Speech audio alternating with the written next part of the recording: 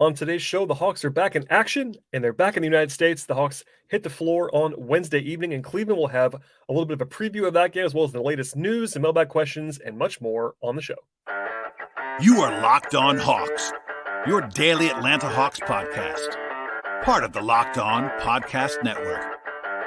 Your team every day.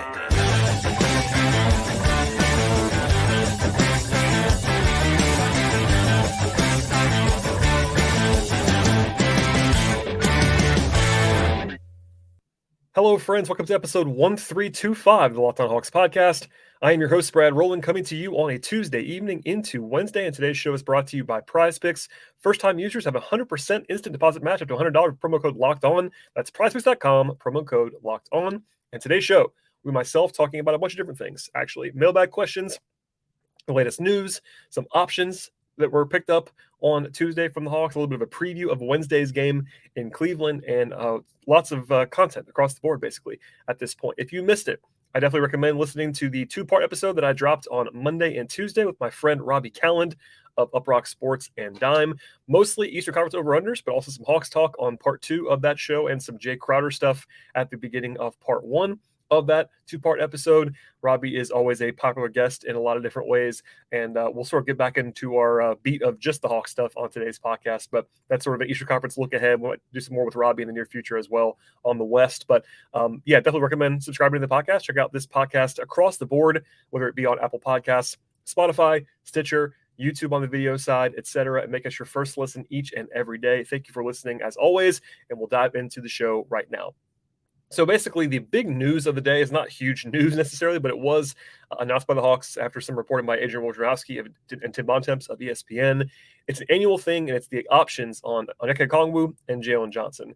So the Hawks have mostly had complete no-brainers in recent years when it comes to rookie-scale contracts and the team options that they actually come in. This time around, the Hawks had 2 rookie-scale options to quote-unquote decide on, and it was the third-year option for Jalen Johnson and the fourth-year option for Okongwu. Basically, I think both were absolute no-brainers, and no-brainer almost isn't even strong enough for what the Okongwu decision was. The short explanation of why and kind of how this is all happening is because first-round picks basically have 2 guaranteed years on contracts, and then year 3 and year 4 of those contracts on the rookie scale are team options, but they have to be decided on before the previous season. So as Jalen Johnson enters his second season, the Hawks had to decide whether to pick up his third-year option. For Okongwu entering his third season, his fourth-year option is up for debate or decision time from the team side.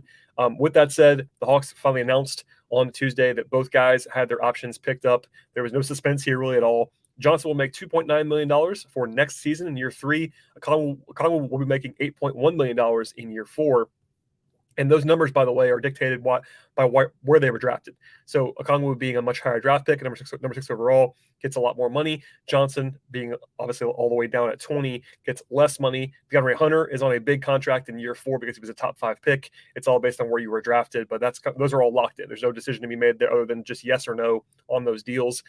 Generally speaking, fourth-year options get declined more often than third-year options, simply because you have more information, and they're actually more money as well, because basically, guys have to almost show nothing at all or have real big issues in either injury-wise or something like that to have a third-year option declined. If you show anything at all, it's so cheap, less than $3 million for a guy that you obviously liked a couple of years ago to pick up that third-year option. Fourth-year options, Okongwu's options, real money. $8 million is a lot of money. So if Okongwu was just a total bust, they could potentially move on from that. But it does happen more often than third-year options. But obviously, Okongwu is not a bust. He's actually quite good.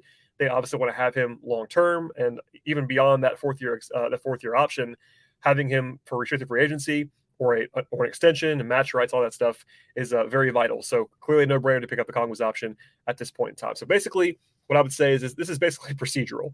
There was never any real doubt about this, whether the Hawks exercise both options.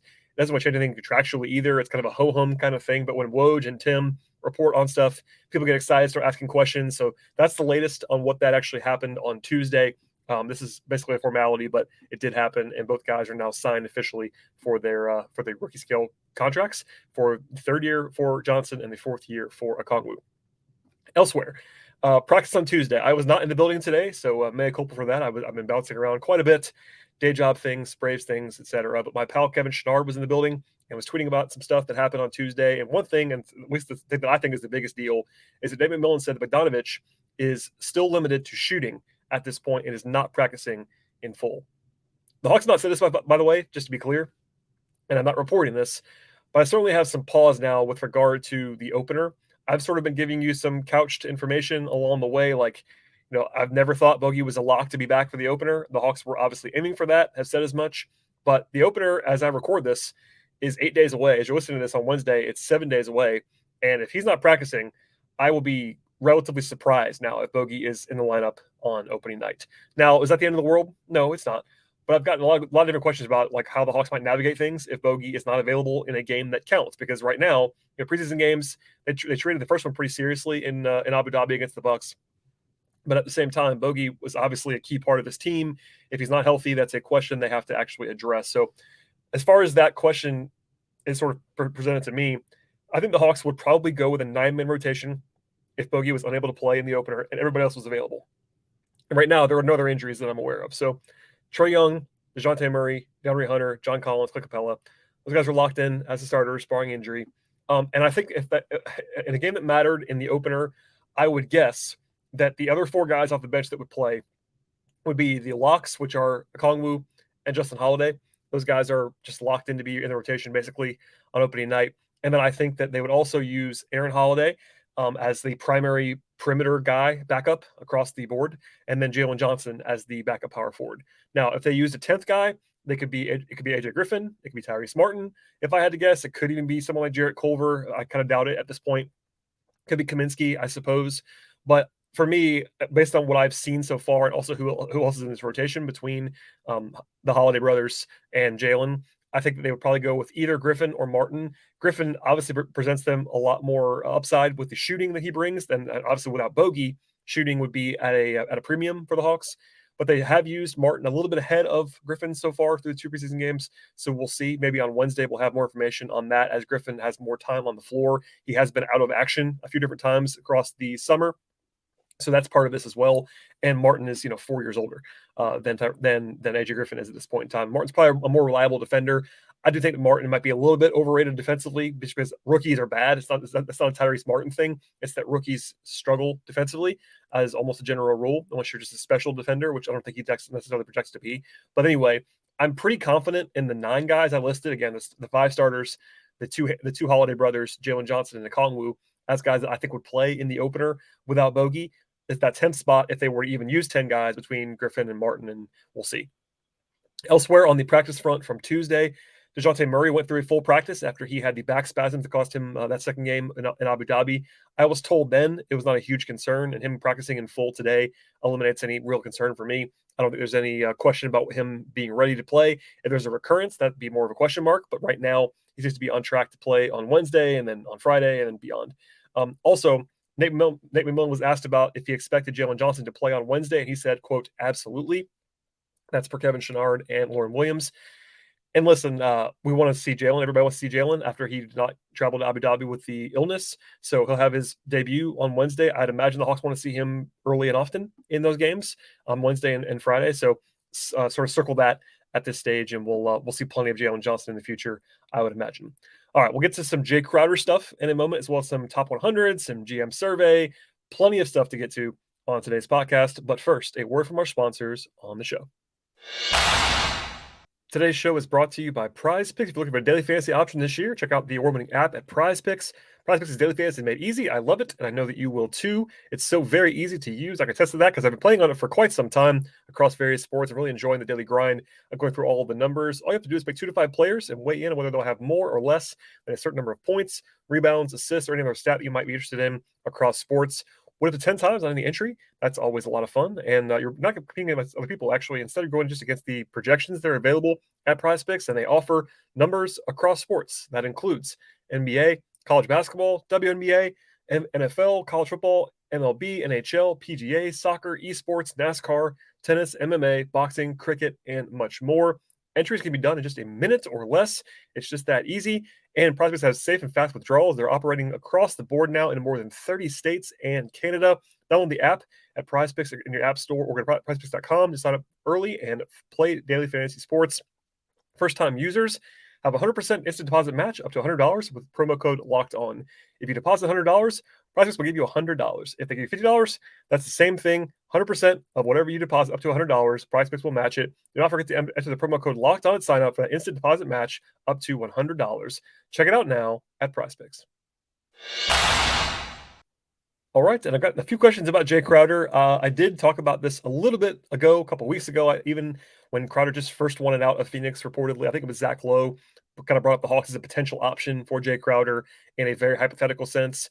And then on Monday, I kind of reacted almost live with Robbie Cowland on the beginning of that part one of two about Jae Crowder. And the Hawks were officially kind of tied to Crowder via a report from Shams Charania of The Athletic. I'm not picking on Shams by any means, but that report was very light on detail. I'm kind of in the business of reading between the lines on this stuff and kind of getting some background information. He also used a reference to discussions from, quote, previous weeks and months, end quote. I've poked around this a little bit behind the scenes.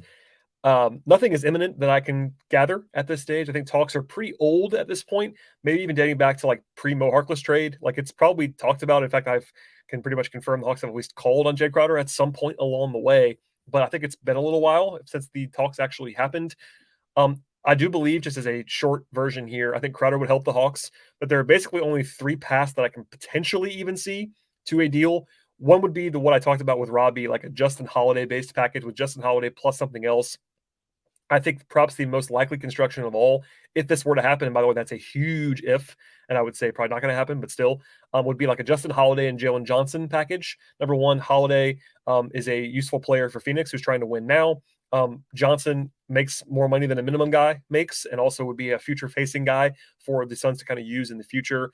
And I'm sure that Phoenix would rather have Crowder than Holiday, so that maybe you have to throw in a little bit more in addition to Holiday, in addition to sort of matching salaries. The other option of, I guess this is option number two, would be something around Bogdanovic. I know a lot of Hawks fans were talking about Bogey as a potential option to get Crowder.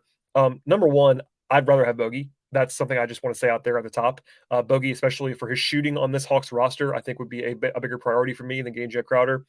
At the same time, Phoenix is looking to at least add a little bit more shooting and creation potential on the perimeter. So there's some complications, though. Bogey makes about double the money that Crowder does, and that probably means taking on someone like Dario Saric or Landry Shamet back from the Suns, which I don't love doing if I'm the Hawks. Also, again, like I think that Bogey's perimeter shooting is really important to this team, and his secondary creation is really important to this team. Crowder's a good player, but I'd rather have Bogey.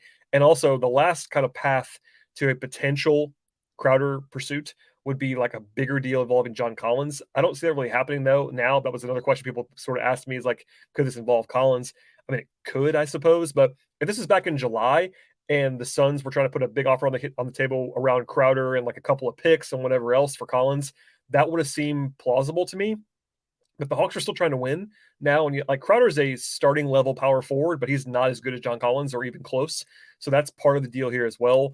I don't think the Hawks are looking to make that kind of shakeup right now on the eve of the season.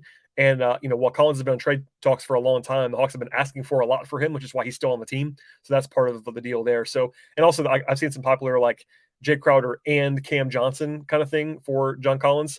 Number one, Crowder kind of wants to get away from Cam Johnson, not like a personal thing, but obviously the Suns wanted to play Cam Johnson.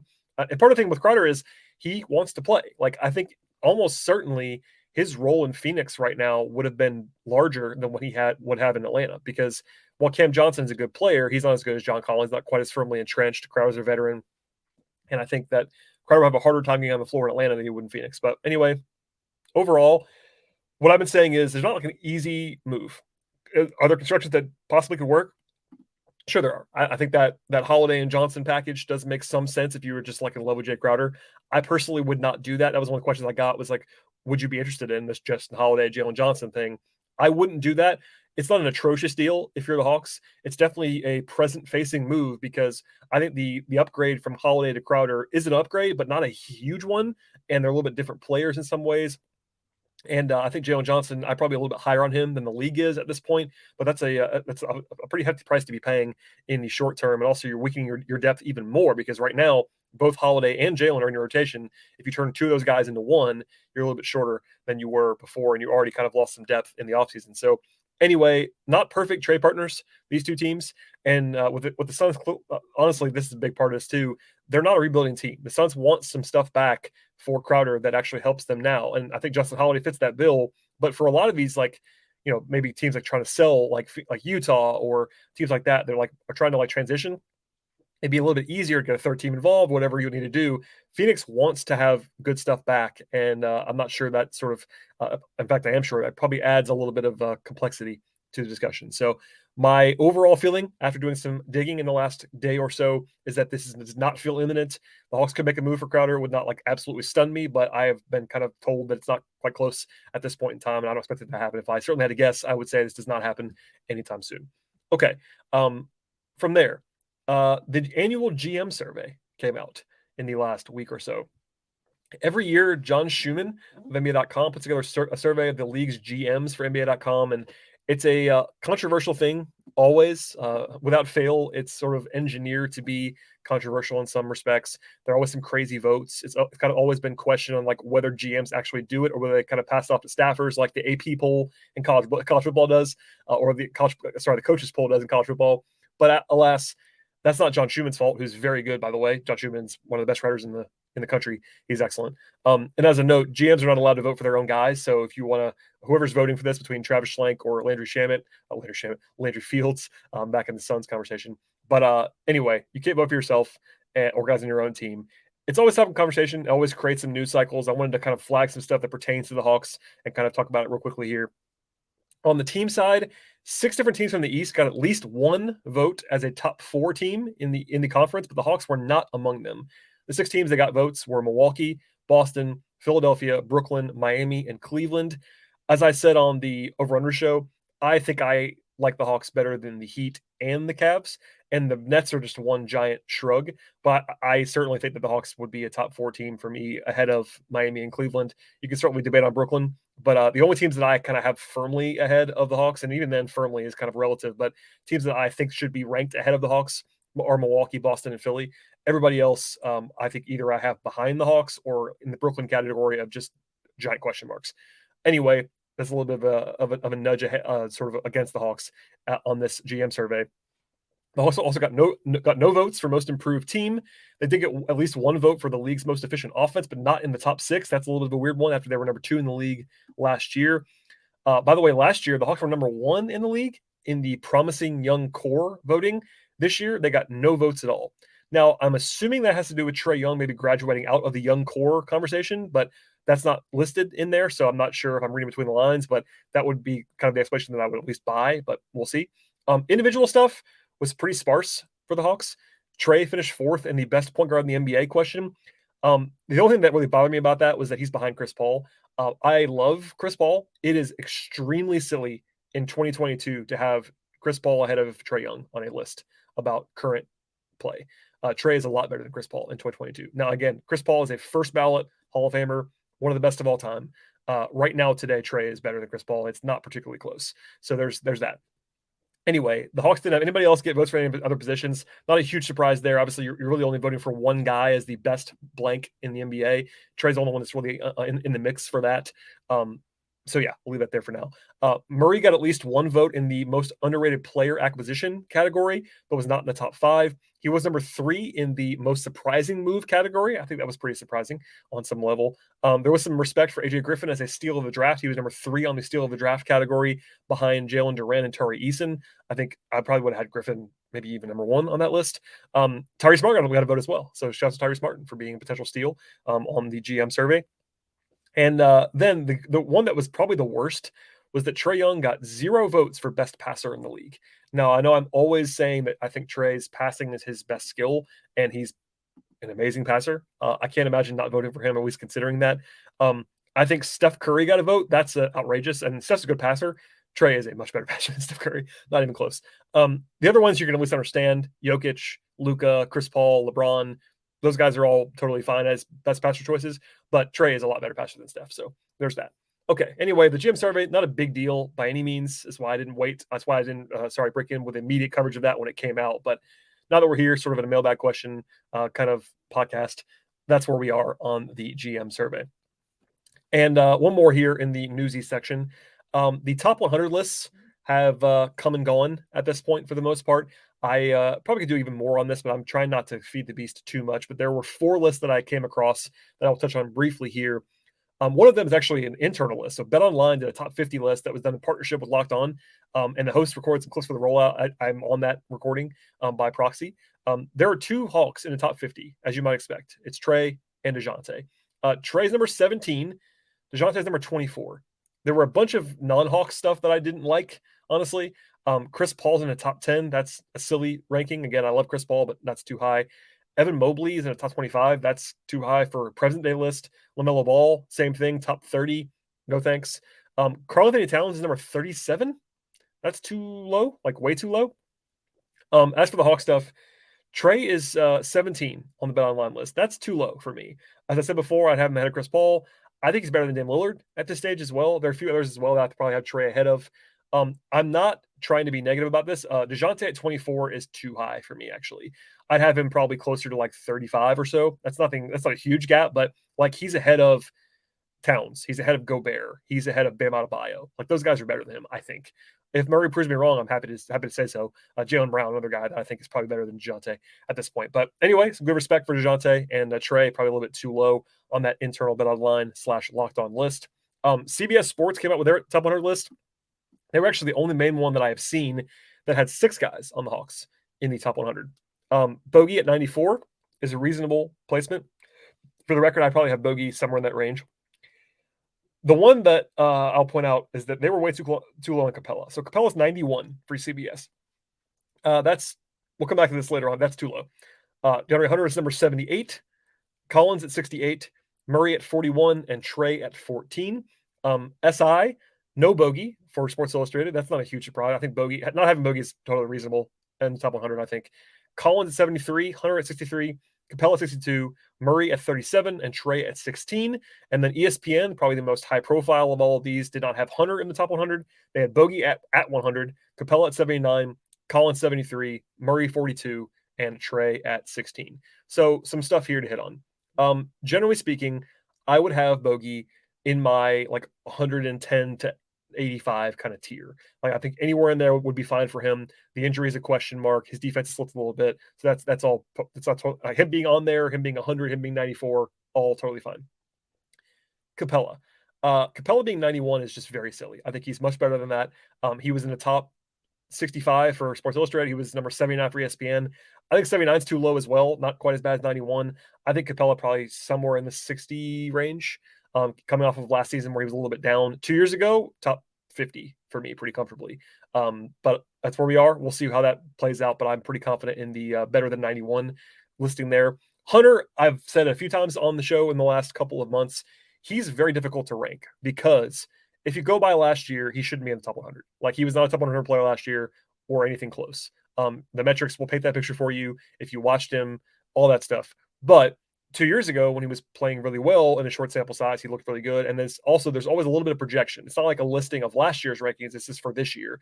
Now, I think having him ahead of Capella for CBS, having him ahead of Collins for Sports Illustrated, those are very silly listings for right now. Now, if Hunter has a great year, he could easily be ahead of those guys. But with what we know right now, I couldn't possibly have him ahead of Collins or Capella on a list like this.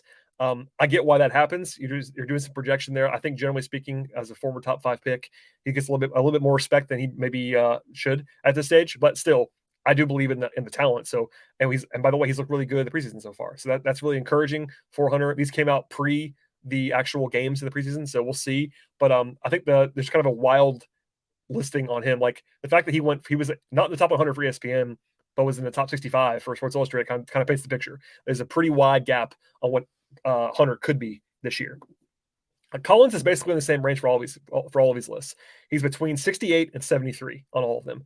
That's too low for me. I think he's a top 60 player, 55-ish probably, but it's not like offensively bad for me. I think he's a little bit better than this, but I've kind of famously been a little bit higher on Collins than most the last couple of years. So there you go. Murray, as I said before, probably appropriate. Like he's 37 for SI, 41 for CBS, 42 for ESPN.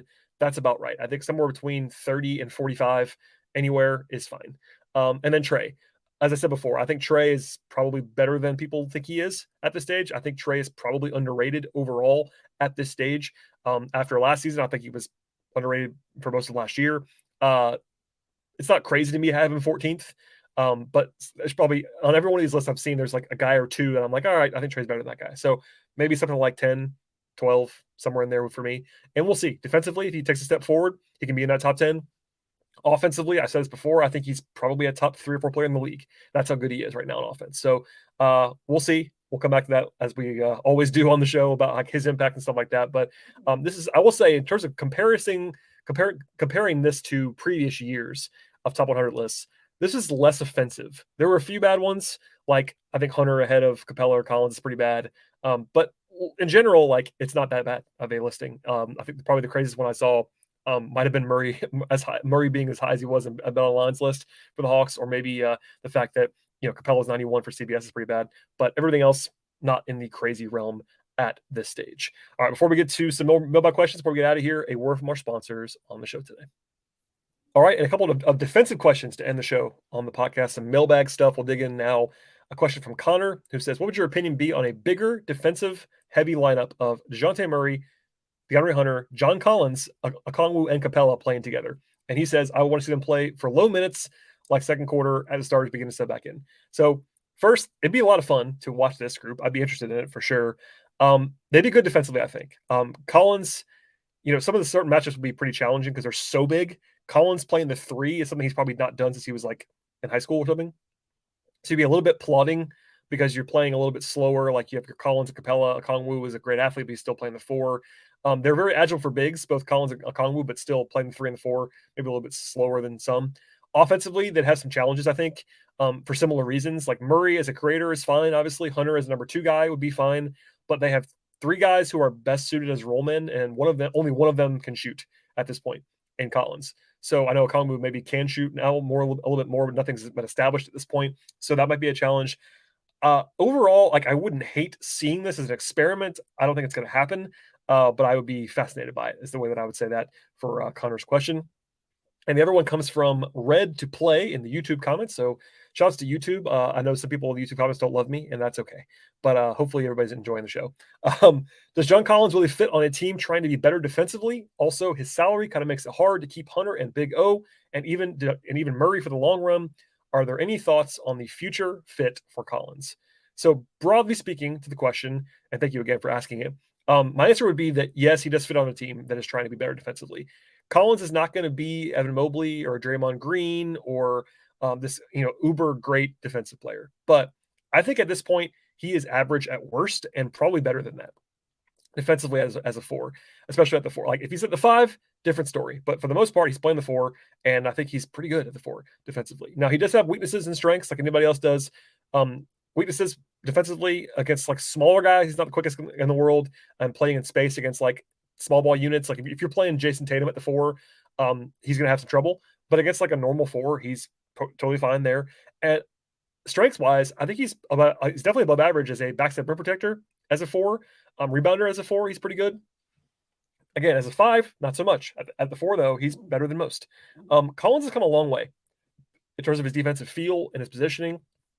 He's pretty reliable defensively these days.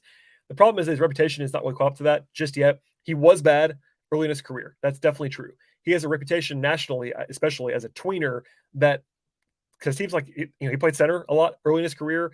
I will definitely own this. I thought he was going to be a center coming into the league because of his defense mostly. But he's become quick. He's obviously lost some weight. He's become much more perimeter capable, but he's not good enough on defense to kind of anchor your team as a small ball center. And that kind of stuck to him. But I think generally speaking, he's a pretty good defender at this point at the 4 if you're using him properly. On the salary point, it's not hard to fit him in really at all, actually. For one, Collins is only making $23.5 to $26.5 million in the next 4 seasons. That's a lot of money, but it's a good value actually for what he brings to the table. With the salary cap going where it is, by the end of the deal, he'll be making about 17% of the salary cap. That's really not a lot of money for a high-end starting player that's like a top 50 guy in the league. That's kind of what I think Collins is. Even if you thought he was more of like a top 75 guy, that's still good value for where he actually is on the contract that he's going to be signing for the future. Like this year, He probably needs to be a little bit better than that, but he's also making less money now than he will be at the end of the contract. So eventually, the big thing for the Hawks is they have to figure out their willingness to pay the tax. Trey's locked in, of course. They've got other guys locked into money that they could probably get off of, but Trey's not going anywhere. They're going to have to pay Murray eventually, etc. But for a team that has high-end aspirations, like they shouldn't be looking to just shed salary for John Collins. Like they could move him in the future. They've obviously explored looking at moving him for a while now, but he's not limiting them defensively, I don't think. He's an excellent offensive player. Like, do I wish he was more of a primary role man with a team in a vacuum? Yes, because he's such an awesome pick and roll player, but he's done a great job kind of partnering with Capella and Okongwu, being more of a perimeter-based player because he's kind of had to for the team's sake. But from a team building standpoint, like the question about like money in the front court is more about center, and for me anyway, because of what we talked about forever. Like it's not a new topic. They have Capella and Okongwu. Okongwu's gonna be ready to start. Capella, like that's the more pressing issue in the front court. Like having Collins at his current money, which is not anywhere near the max. People always talk about he's like almost making the max. It's not anywhere close to the max. Anyway, long term, like there's a choice to be made at center. I do think that they're going to probably have to pay the tax at some point if they want to keep everybody around or close to it, because Murray's going to be making the max or close to it in a couple of years. But Collins is not the problem there. Like in fact, if you look at it closely, and I know this is not like an expertise that everybody has or something that that you want to do looking long term at the cap, his money sounds like a lot now, but in the future, think about it this way: a average like run of the mill starter in the league in 2 years is going to be making like $24 million a year. Like right now, basically, if you're like a person that follows the league, the last few years, it's like, okay, starter money is like 16 million a year, something like that. That's like what you get to be like a solid starter. Collins is better than that, quite obviously. But like, think about this: a couple years from now, it's going to be where solid starter money is $22 to $25 million a year, and that's what Collins is making, and he's better than that. So, and by the way, age is not really concerned either. Like he's 24, I think, right now. He's not going to be over the hill by the end of the contract. So, at any rate, money wise, there are definitely questions about what the Hawks are going to be willing to spend, but that's not really on Collins. And anytime I'm going to try to do a good job with this moving forward as well, it's not a concern. Like the Hawks can being the operative word, pay everybody. Anybody they have on their roster now, they can keep. There's no rule against it. There's a soft cap. They can re-sign anybody they have on the roster. Now, with the tax, we'll see. That's a spending problem of ownership. So do I think that they're going to have Okongwu and Capella on the team 2 years from now? No, I don't. Do I think that they're going to keep everybody between now and then? Probably not. Does that mean that Collins gets traded? He might. Hunter, same thing. Like they're going to have to pay Hunter. If Hunter has a good year this year, he's going to make a lot of money, or he's going to get a lot of money extension. So there are some questions and some decisions to be made. But as far as like, can you build around John Collins? Sorry, not necessarily around. Can you build with John Collins defensively? Absolutely. I think that we've seen John Collins be a pretty good defender now for a couple of years, and he gets better every year defensively. So I'm not worried. I know I probably will be accused of being too high on him. That's okay. Again, he's not going to be a game changer defensively, but given his size as a traditional four in a league that does not really have a lot of fours that are like sort of in that same mold, he's pretty good defensively. So there you go. That's kind of all I got for John Collins and for this podcast today. Last thing, the Hawks do play again in Cleveland on Wednesday, their first game in the United States this year. I will not be at the game, but I'll be watching it, and we'll cover it for this podcast. It's a 7 o'clock tip-off Eastern time, so keep that in mind. It's an early tip, and then the Hawks go straight from Cleveland to Birmingham. I will be in the building for that one on Friday night. That's an 8 o'clock Eastern game, 7 o'clock Central local time in Birmingham. So against the Pelicans, by the way. So 2 games in 3 nights. I don't think I'm going to have podcasts between those games other than the recap of the first game. So keep that in mind as well. But we'll have wall-to-wall coverage, as we always do on the show, 5 times a week or so. Please subscribe to this podcast. As far as that game is concerned in Cleveland, like I think everyone's going to play in it. Too early to tell like how much guys will play. I think it'll probably be closer now to game 2 than game 1. I think game 1 was kind of an outlier in like how much guys played. I think Nate wanted to see a lot like how guys responded. But they came back, they practiced today. So a nice little test, and they'll have Jalen Johnson. If there's anything people kind of asking me like what to watch for on Wednesday, Jalen is number 1 on that list, followed by AJ Griffin, because he's just still intriguing. Everything else is just like, figuring it out. Obviously, it'd be nice to see more of Trey and DeJounte playing together after they did not play together in the second game in Abu Dhabi. So there's some broader points to check in on them, but I'll have all that rundown on the podcast after the game on Wednesday evening. One more time, subscribe to the podcast, Apple, Spotify, Stitcher, YouTube, all that fun stuff. It really helps us to download across platforms, subscribe across platforms, thumbs up, ratings, reviews, all that fun stuff. Share it with a friend. I really appreciate all the support on the podcast. It's going to be a fun year together. And with all that said, I'll be back after the game on Wednesday. We'll see you next time.